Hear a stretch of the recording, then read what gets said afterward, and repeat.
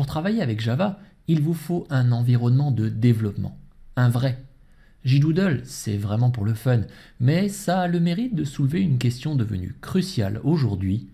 Voulez-vous installer sur votre machine le nécessaire pour travailler ou seriez-vous tenté par un environnement de développement en ligne ou, aujourd'hui on dirait dans le cloud, comme JDoodle, s'il était plus complet bien sûr.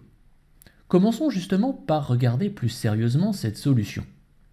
Les environnements de développement dans le cloud ont l'avantage d'être disponibles partout. Vous n'avez plus besoin d'avoir votre ordinateur. Inconvénient, vous avez besoin d'Internet. Bon, c'est de moins en moins un inconvénient, mais il faut le noter tout de même. Autre inconvénient, moins avouable, c'est moins performant et moins fiable. Si c'est une direction dans laquelle vous voulez aller tout de même, je vous suggère d'étudier deux solutions. La solution très connue qui s'appelle Cloud9, mais qui a l'inconvénient de ne pas très bien gérer Java, et la solution CodeNV, pour laquelle vous trouverez une session dédiée dans la section bonus.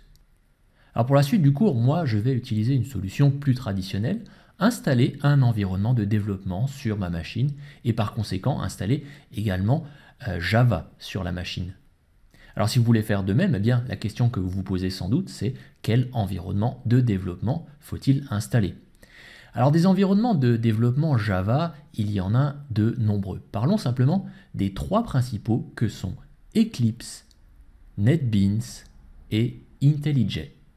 Alors il se trouve que j'ai travaillé plusieurs années avec chacun de ces produits, donc je peux me permettre de vous donner des premiers éléments de comparaison, mais pour un avis plus pointu sur la question, je vous invite à consulter cet article paru sur le site Java World, dont je vous dépose le lien dans les ressources de la vidéo. Alors si je devais résumer en quelques mots les différences entre ces trois environnements, Eclipse, de la fondation eclipse.org, est l'environnement le plus populaire. Il est gratuit et open source.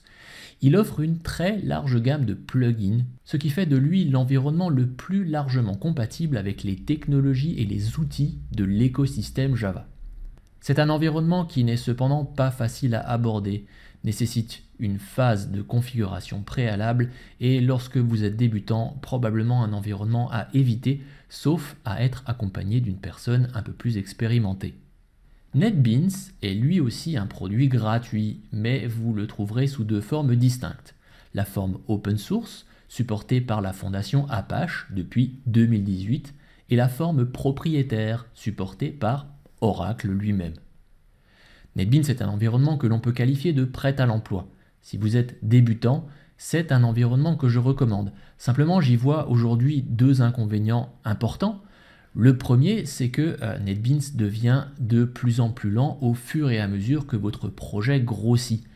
Et plus problématique encore, eh bien, la solution NetBeans évolue très lentement et par conséquent, NetBeans est souvent en retard par rapport aux versions de Java. Et enfin, IntelliJ de JetBrains, qui est véritablement l'environnement de développement le plus apprécié des développeurs Java expérimentés. Son utilisation est intuitive, on peut tout paramétrer et ses capacités d'optimisation le rendent particulièrement adapté aux gros projets. Mais IntelliJ reste encore assez confidentiel pour une raison assez simple, le prix.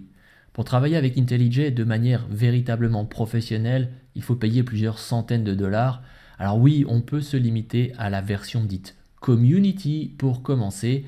Elle est gratuite et vous permettra en tout cas de mettre en œuvre tout ce que l'on étudiera dans ce cours.